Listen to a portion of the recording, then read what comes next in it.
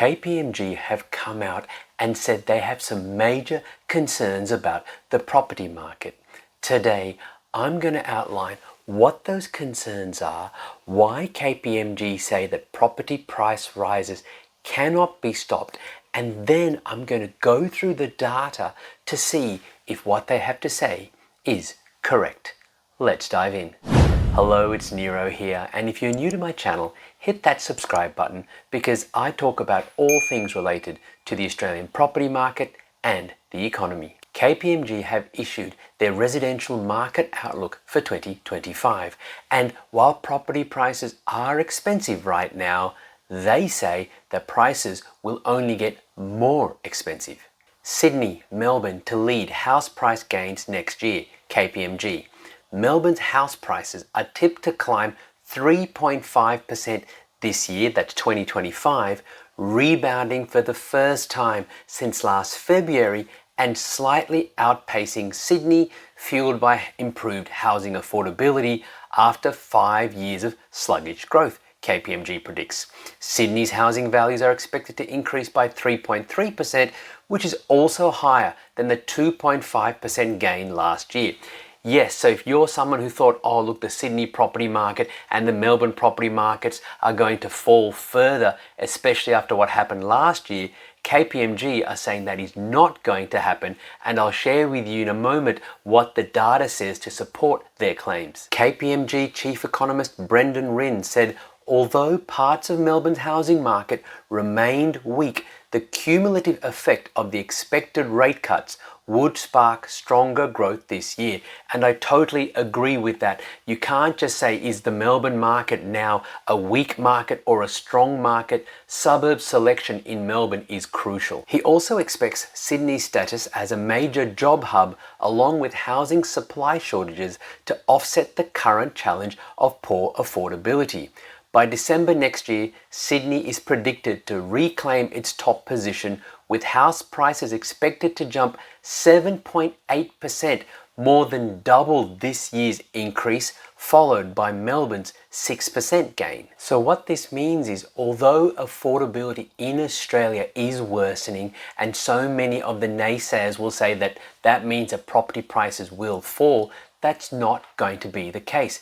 Yes, affordability is falling. We can see that from this chart, where house prices have risen quite considerably while the capacity of the average Australian to pay for properties has fallen away. And as we can see in this next chart, the portion of income needed to pay for mortgage payments is well above the 20-year average. In fact, it's now above 50% of people's income, which is now going towards mortgages. So yes, affordability is an issue, but what KPMG is saying is that the housing shortage in this country is actually a more dominant factor. And KPMG acknowledges that is not a good thing for the average Australian. KPMG Chief Economist Brendan Rinn warned that not enough homes had been built for the Australian population and said more supply was needed.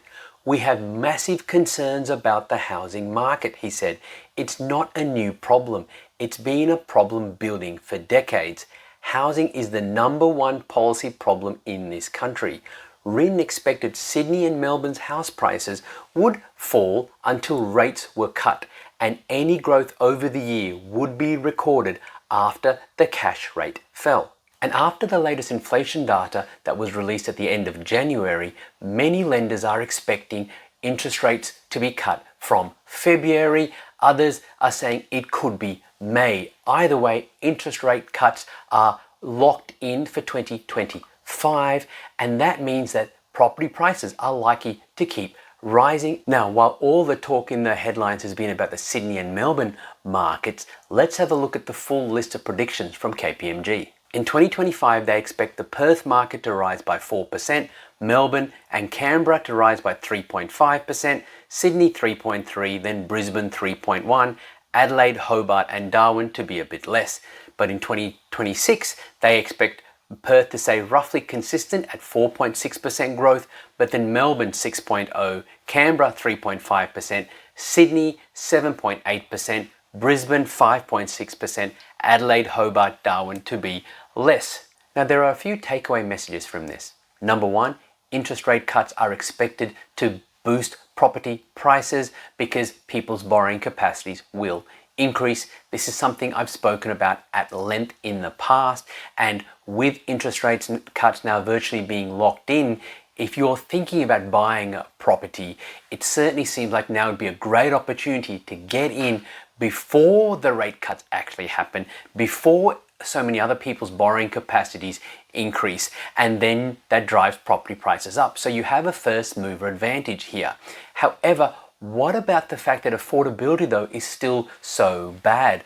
Surely then that means that property prices can't rise.